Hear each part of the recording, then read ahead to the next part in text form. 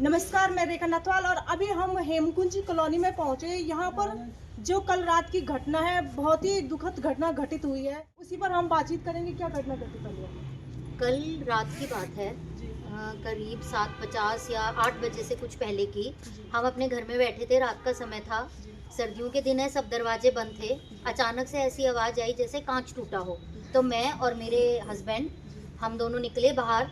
तो हमने देखा हमारे पोर्च के में कांच टूटा पड़ा है और ऐसे जैसे कुछ पीला पीला पड़ा है सारे में, जैसे कोई मांस के टुकड़े हों या कुछ पॉटी हो, हमें समझ नहीं आया।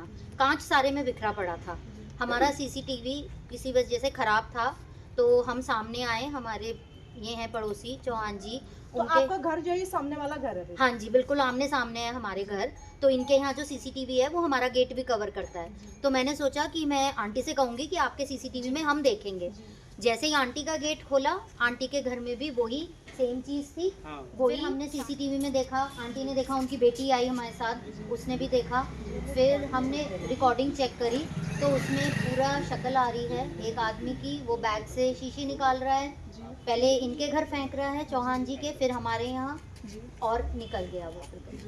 तो कौन था उसमें? लड़का था या कोई महिला थी? कौन था वहाँ पर? उसमें 35-40 साल की करीबन की उसकी उम्र दिखाई दे रही है। कोई मतलब आदमी था ये? हाँ, एक आदमी था 35-40 साल की करीबन की उसकी उम्र दिखाई दे रही है। आराम से आया, बेखौफ होके आया, पैदल आया। नमाज पहना हुआ है तो दिख रहा है कि साहब मतलब कुछ टेरर करने का उसका इरादा है या जो भी हो। आराम से उसने फेंका है, फिर जाते हुए हमारे यहाँ फेंका, आराम से चौक पे गया, वहाँ से बाहर निकल, वहाँ से पैदल पैदल जाते हुए दिखाई। तो इससे किसी की कोई जान मान की हानि तो नहीं हुई? नहीं, जान मान की कुछ हानि नहीं हुई, लेकिन लोग आगे कुछ भी हो सकता लोग पूरे नहीं। दहशत और में अगर हैं। बच्चे होते वहाँ खेल रहे होते, लेडीज कोई भी घूम रही होती, तो उसमें किसी के सर पे लग जाती, कांच की शीशी किसी के सर पे लगती, कुछ भी हो सकता। अंदर ये भी नहीं पता ना कि क्या था, क्या निकलता। हाँ, अभी तक ये तो भी नहीं सामने वाले घर में घटना हुई, तो यही घटना आपके घर में भी घटी? आपके घर में क्या हुआ फिर?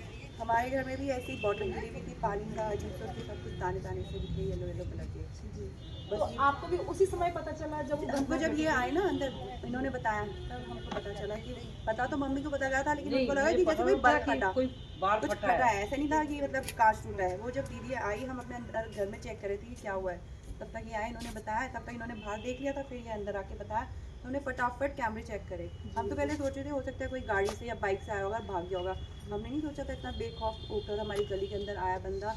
और देखो उसके एक्सप्रेशन देखो आप, बिल्कुल इधर उधर देख रहा है। और उसके बाद गेट बिल्कुल आसपास हमारे 2 गेट है, तो उसने बगल के गेट को भी टारगेट नहीं किया, सिर्फ हमारा ही गेट टारगेटेड है। और सामने वालों का जाते तो उसने बड़े स्टाइल से फेंका है। ढाका जी है बगल में हमारे, जो कि मैंने इनको आज ही, भाई साहब आपके घर में तो नहीं हुआ ये कुछ? जी हाँ। शीशा वगैरह आप नहीं, भाभी जी हमारे घर में कुछ नहीं है। तो मुझे तो पता नहीं चला इधर हुआ कि इधर हुआ।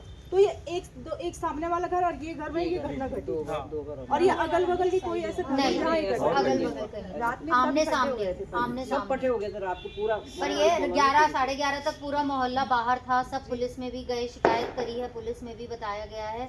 अब देखिए कार्रवाई कर रहे हैं वो क्या। हम सुबह भी गए, सुबह भी गया, पर अभी तक कुछ पता नहीं तो चला। यहाँ पर पुलिस प्रशासन की टीम आई होगी, तो क्या वहाँ से खबर मिली?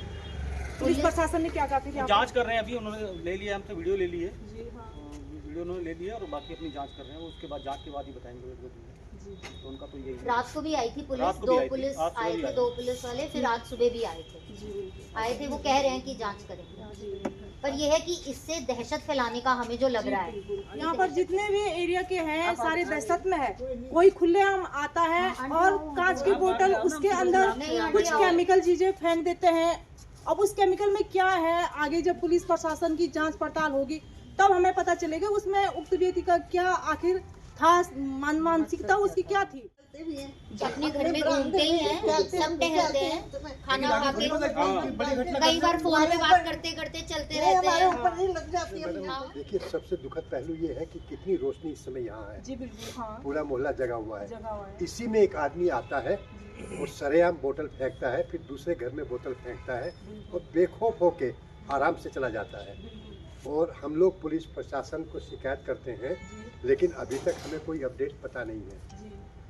ये भी हम लोगों ने अपने व्यक्तिगत सोर्स से पता लगाया कि वो आराम से बाहर जाता है, 15-20 मिनट टहलता है, फिर एक रिक्शा पकड़ के घंटा घर तक जाता है।